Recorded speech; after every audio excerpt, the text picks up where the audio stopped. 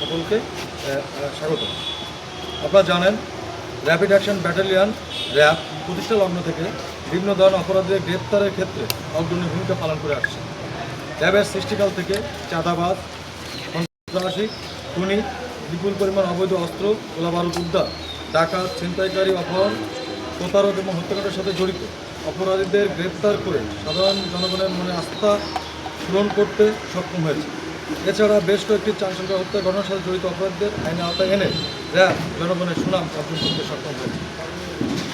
আপনারা জানেন গত 13 মে 2026 তারিখ আনুমানিক সকাল 10 ঘটিকার সময় কুমিল্লার বুড়িচংয়ে একজন তৃতীয় লিঙ্গের ব্যক্তিকে হাত পা বেঁধে গায়ে পেট্রোল ঢেলে আগুনে পুড়িয়ে দেয়।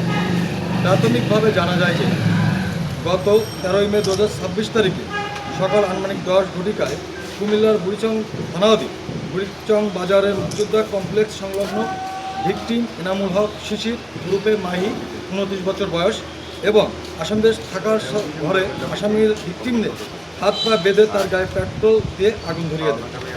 এ সময় ভিকটিমের আত্মচিৎকারে আশেপাশের লোকজন এসে ভিকটিমকে উদ্ধার করে কুমিল্লা মেডিকেল কলেজে নিয়ে যায় এবং কর্তব্যরত চিকিৎসক প্রাথমিক চিকিৎসা শেষে উন্নত চিকিৎসার জন্য ঢাকা মেডিকেল কলেজে রিফার করেন।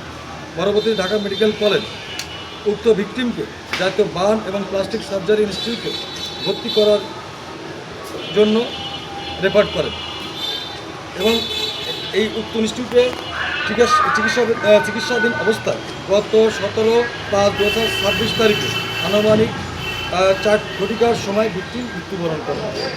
উক্ত ঘটনায় ভিকটিমের মৃত্যুবরণের পরে তার পিতা বাদী হয়ে বুড়িচং থানায় একটি মামলা করে এবং যে মামলার নম্বর 17/5/2026 তারিখে মামলা হয় এবং ধারা 302-34 পেনাল কোড 1860।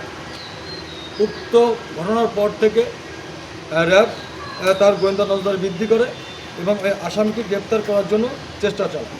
এর ধারাবাহিকতায় গতকাল অর্থাৎ 18 মে 2026 তারিখে র্যাব 11 CPC 2 কুমিল্লা এবং র্যাব 6 CPC 1 সাতক্ষীরার যৌথ অভিযানে তাকে আমরা গ্রেপ্তার করতে সক্ষম হই সাতক্ষীরা জেলার ভোমরা এলাকা থেকে।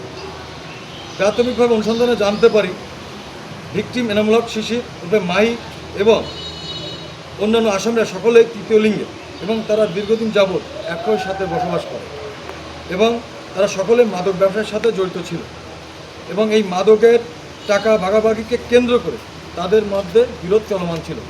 এই বিরোধের জেরে গত 13 মে 2026 তারিখে আনুমানিক সকাল 10 ঘটিকার সময় এই ভিকটিমকে আসামিরা গায়ে আগুন ঢেলে দেয় এবং পরবর্তীতে উক্ত আসামি ভিকটিম ঢাকায় জাতীয় বার্ন ইনস্টিটিউটে মৃত্যুবরণ করে। এর পরবর্তীতে এই উক্ত আসামি প্রধান আসামি জহির সে পলানোর চেষ্টা করে এবং বিভিন্ন জায়গায় সে পলায়ন করতে থাকে। পরবর্তী আমাদের গোয়েন্দা তৎপরতায় এবং তথ্য প্রযুক্তির সহায়তায় তাকে গ্রেপ্তার করি। প্রাথমিক পর্যায়ে সে বিভিন্ন এলাকায় অবস্থান করছিল, সর্বশেষ সে ভোমরাতে অবস্থান করে এবং তখন আমরা তাকে গ্রেপ্তার করতে সক্ষম হই র্যাব 6-এর CPC 1-এর সহায়তায়। পরবর্তীতে আমরা তাকে আইনের পুরস্কারে চলমান রয়েছে।